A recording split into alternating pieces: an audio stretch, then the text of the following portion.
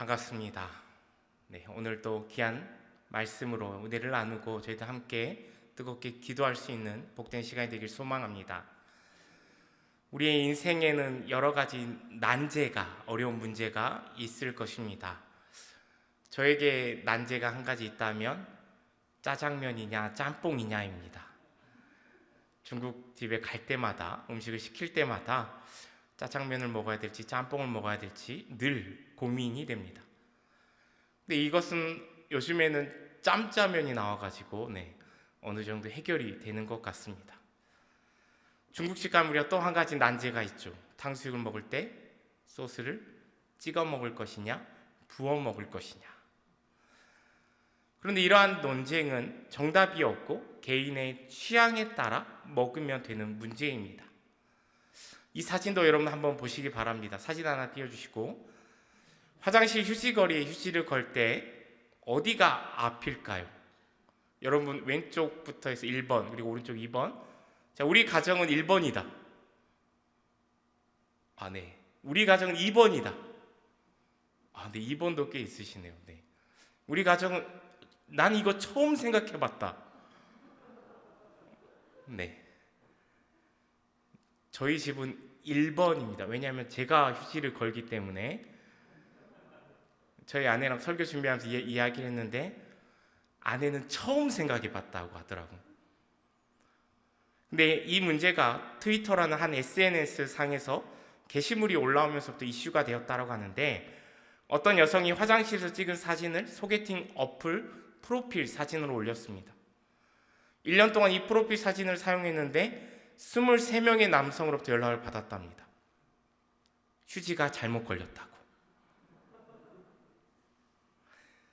그래서 이 게시물에 약 3,500개의 댓글이 달리면서 화장실 휴지 방향에 대해서 논쟁이 퍼져나갔고, 2018년도에는 우리나라에서도 온라인 커뮤니티에서 이 사진이 게재되며 논쟁이 있었다라고 합니다.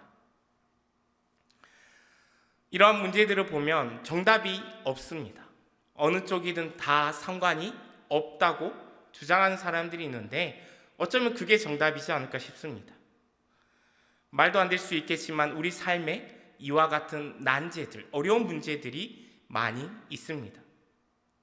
우리 아이들은 엄마가 좋아, 아빠가 좋아라는 난제에 늘 빠져 있죠. 저희 집에 두 아이가 있는데 첫째 아이는 이 난제를 잘 극복해서 늘 똑같이 대답합니다. 엄마, 아빠 다 좋아. 저희 둘째 아이는 대답이 늘 다릅니다. 그때그때 잘해주는 사람이 더 좋습니다. 그런가 하면 취업을 위해서 면접을 볼 때 일부러 난해한 질문, 난처한 질문들을 한다라고 합니다. 이러한 질문을 통해 그 사람의 대처 능력이나 지혜, 그리고 어떤 가치관을 가지고 살아가고 있는지 알아보는 것이죠. 난처한 질문에 답하며 판결을 해야 하는 상황이 오늘 본문 말씀에도 등장합니다. 오늘 함께 본 말씀의 창기인 두 여자가 솔로몬 왕에게 와서 서로 산 것은 자기 아들이고 죽은 것은 남의 아들이다 라고, 자기 아들이 아니다 라고 주장합니다. 그러자 솔로몬 왕은 칼을 가지고 오라고 해서 산 아들을 둘로 반으로 나누어서 반은 이 여자에게 주고 반은 저 여자에게 주라 명합니다. 산 아들의 진짜 어머니는 그 아들을 위하여 마음이 불붙는 것 같아서 솔로몬 왕에게 이렇게 말하죠. 산 아이를 그에게 주시고 아무쪼록 죽이지 마옵소서. 다른 여인은 뭐라고 말합니까? 내 것도 되게 말고 내 것도 되게 말라, 나누게 하라 라고 솔로몬에게 답합니다. 자신의 아들은 이미 죽었으니까 이 아이도 죽어야 한다라는 이기적인 논리를 펼치고 있는 것이죠. 두 여인의 이 말하는 것을 들은 솔로몬 왕은 산 아이를 저 여자에게 주고 결코 죽이지 말라, 저가 그의 어머니이다라고 판결합니다. 그러자 성경은 온 이스라엘 백성들이 솔로몬 왕의 판결을 듣고 왕을 두려워하였다라고 말씀합니다. 왜 백성들이 이 판결을 듣고 두려워하였을까요? 하나님의 지혜가 그의 속에 있어 판결함을 보았기 때문이라고 성경은 말씀합니다. 이스라엘 백성들이 그저 솔로몬 왕이 두려운 것이 아니라 하나님의 지혜가 솔로몬 왕 안에 있음을 보고 두려워하기 시작한 것이죠. 그럼 우리가 여기서 한번 질문해 볼 수 있습니다. 솔로몬은 어떻게 하나님의 지혜를 얻었을까? 우리가 너무나도 잘 알고 있지만 오늘 본문 말씀 바로 앞에 나와 있는 3장 1절에서 15절까지의 말씀에 보면 솔로몬 왕이 예루살렘의 성전과 자기의 왕궁을 짓습니다. 이 공사가 진행되는 도중에 솔로몬은 여호와를 사랑하고 그의 아버지 다윗의 법도대로 행하며 산당에서 제사하며 분향하였습니다. 그리고 큰 산당인 기브온에 가서 1,000번제도 드렸습니다. 그때 어느 날 꿈에 여호와께서 솔로몬에게 나타나셔서 내가 내게 무엇을 줄고 너는 구하라 말씀하십니다. 하나님의 이 물음에 솔로몬은 종은 작은 아이입니다 라고 답하며 듣는 마음을 주사 주의 백성을 재판하여 선악을 분별하게 하옵소서라고 간구합니다. 솔로몬의 이 대답에 하나님께서는 지혜롭고 총명한 마음을 주시고 부귀와 영광 또한 함께 주셨습니다. 솔로몬은 이렇게 하나님의 지혜를 얻게 되었습니다. 그리고 이 지혜로 이어진 오늘 본문 말씀에 나온 판결이 쉽지 않았던 이 재판을 아주 멋진 판결로, 옳은 판결로 잘 해내며 온 백성들에게 경외의 대상 또한 된 것입니다. 우리가 이 본문 말씀을 보면서 세상 사람들도 너무나도 잘 알고 있듯이 솔로몬의 지혜, 솔로몬의 이 판결에 대해서 주목합니다. 그러나 오늘 우리는 솔로몬보다는 창기인 이 여인에 대해서 한번 주목해 봤으면 좋겠습니다. 이 여인은 자신의 아들을 살리기 위해서 아들이 자신의 소유된까지도 포기하였습니다. 아들을 다른 여인, 자기의 아들을 죽였던 그 여인에게 맡길 각오까지 하며 그 아들을 살리고자 하고 있습니다. 어미의 사랑을 보여주고 있는 것입니다. 이처럼 부모가 누구이고 그녀가 무슨 일을 하든 상관없이 부모의 자식 사랑은 말로 다 표현할 수 없는 이 세상에서 가장 아름답고 큰 사랑이라 할 수 있습니다. 제가 우리 산성교회에서 중보 기도부를 담당하고 있는데 기도 요청 카드에 작성된 기도 제목들을 받아보면 절반 이상이 자녀에 대한 기도 제목들입니다. 그 기도 제목들을 보고 있노라면 부모의 나이가 많고 적든 상관없이 어떤 직업을 가졌든지 상관없이 교회에서 어떤 직분을 가졌든지 상관없이 자녀를 향한 그 사랑의 마음이 가득가득 담겨 있음을 느끼게 됩니다. 이처럼 부모님의 마음은 자식들에게 많은 것을 주면서도 늘 부족해하고 더 기도하기를 원하고 간절한 마음을 담고 있는 부모의 마음입니다. 앞에서 잠깐 언급했지만 저에게도 이제 53개월 된 딸과 36개월 된 딸이 있습니다. 두 딸이 있는데 첫째 아이가 태어나야 할 때 이제 목회자 가정에서 이제 자녀가 태어난다고 하니까 성도님들께서 그래도 많은 관심을 가져주셨습니다. 그래서 한 집사님께서 이제 태어나자마자 저에게 물어보시기를 누구 닮았냐라고 물어보셨습니다. 그래서 저는 사실대로 있는 그대로 제가 본 그대로 저를 닮았습니다라고 대답을 했는데 이 대답이 끝나기도 전에 어떻게라고 그 집사님이 말씀하셨습니다. 저도 이 아이가 태어날 때 어떻게를 외쳤죠.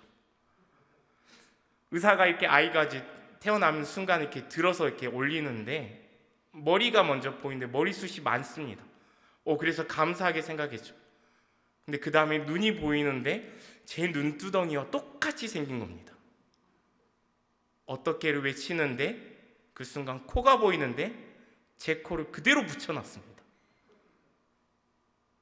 얘는 딸인데 하나님, 제가 10달 동안 기도했는데 제 코를 똑같이 닮은 겁니다. 어떻게를 외쳤죠. 어떻게를 외치는 이 딸 아이지만, 그리고 태어나서 밤에는 늘 칭얼대고 그런 아이지만, 그리고 자라면서 지금은 저의 부족한 면을 닮은 것들을 더 많이 보게 됩니다. 저를 닮아서 이 아이가 융통성이 좀 없어 보입니다. 또 저를 닮아서 입맛이 좀 까다롭습니다. 제가 그렇게 안 보이시죠? 은근히 입맛이 까다로운 저입니다. 이런 모습들을 닮아 있는 아이를 보면서 속 한편으로는 좋지 않은 마음들, 왜 이런 걸 닮았을까? 이런 마음도 들지만, 부모의 마음으로 사랑스러운 마음, 정말 예쁘다라는 마음, 그리고 그런 걸 닮은 미안한 마음, 짠한 마음, 이런 마음이 드는 게 부모의 마음입니다. 이처럼 부모는 자녀를 향해서 한없는 그 사랑을 부어주고 자녀를 보며 사랑을 느끼는 게 바로 부모입니다. 오늘 본문 말씀에서도 부모의 말로 닿을 수 없는 사랑이 창기인 여인에게서 드러나고 있다는 것입니다. 그가 누구이든 무엇을 하는 사람이든 상관이 없이 부모라면 자식을 향한 사랑은 이 세상 그 무엇보다도 크고 아름답다라는 것을 이야기하고 있습니다.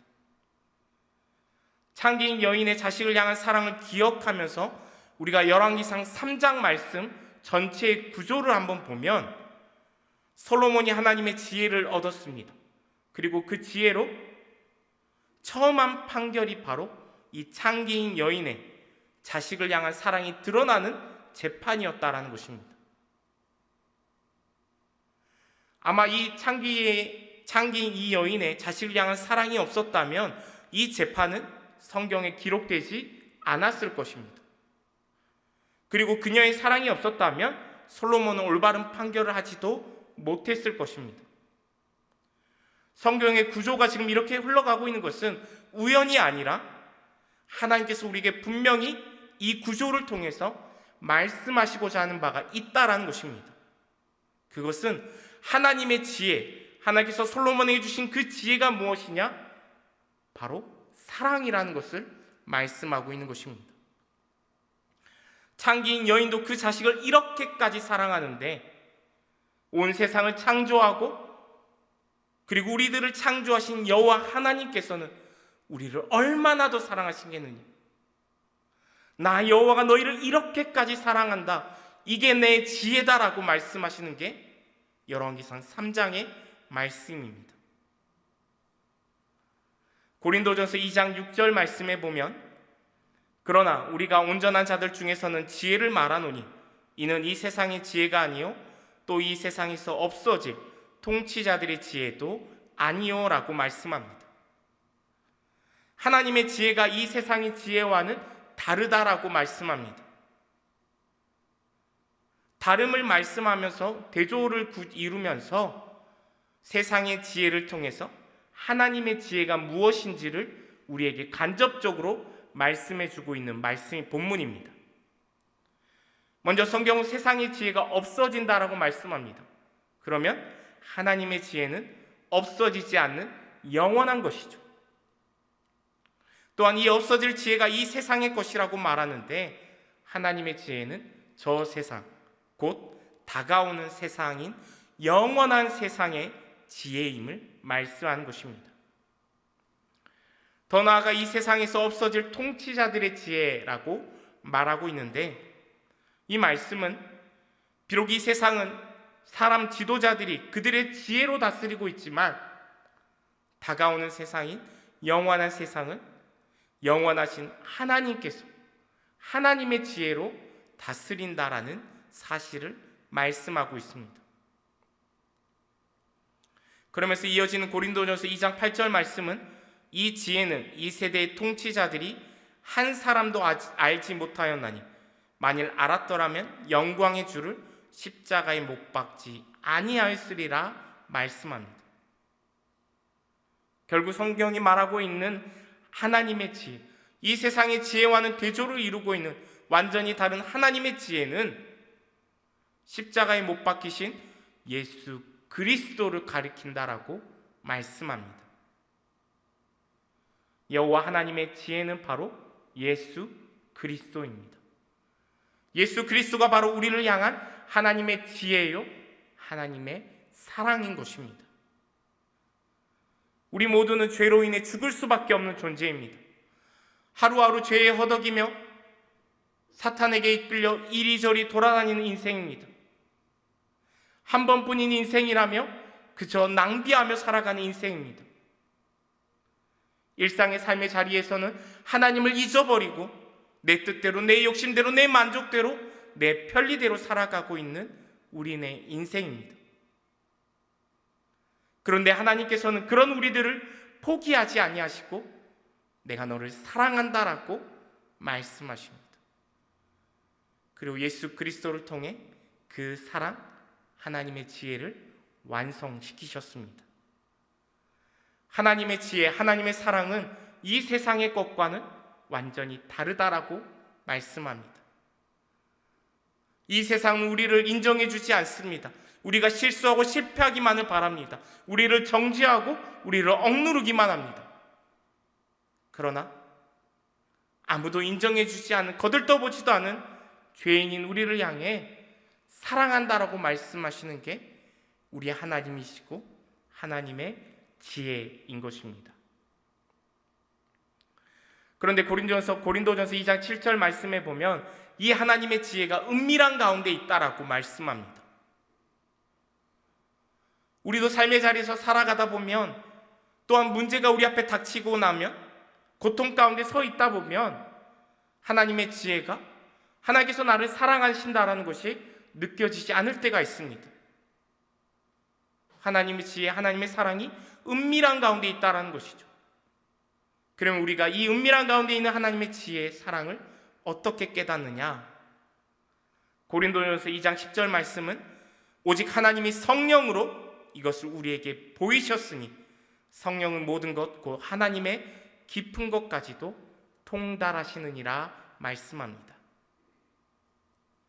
은밀한 가운데 있는 하나님의 지혜는 오직 성령으로 우리에게 보여주십니다.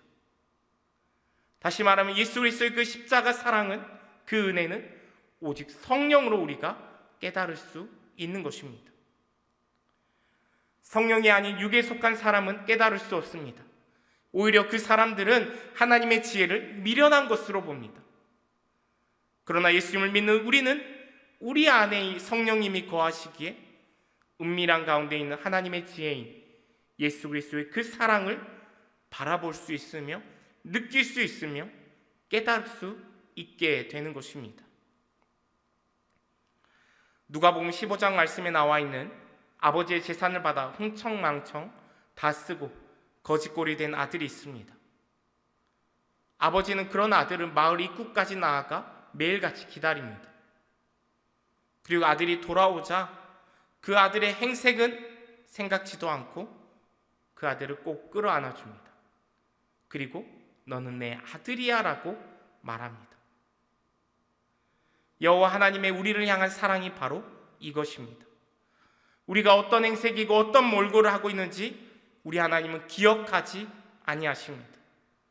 그저 우리를 끌어안아 주시고 너는 내 아들이다, 너는 내 딸이다, 내가 너를 사랑한다 말씀하십니다. 이것이 바로 하나님의 사랑이고 하나님의 지혜입니다. 이제 사순절이 시작되었습니다. 사순절은 추운 겨울의 끝자락 혹은 꽃샘추위가 한창인 계절에 시작하는 절기입니다. 그리고 꽃이 피고 잎이 나는 봄에 부활하신 주님을 맞으며 끝나는 절기입니다. 이 계절을 통해서 죄가 가득하고 죄가 내 삶을 다스리는 추운 겨울, 나의 연약함, 나의 실수, 나의 실패, 나의 문제가 가득한 추운 겨울에서 벗어나 주님께서 나를 따뜻하게 안아주시고 사랑으로 인도하시는 따뜻한 봄으로 나아가는 사순절 절기입니다.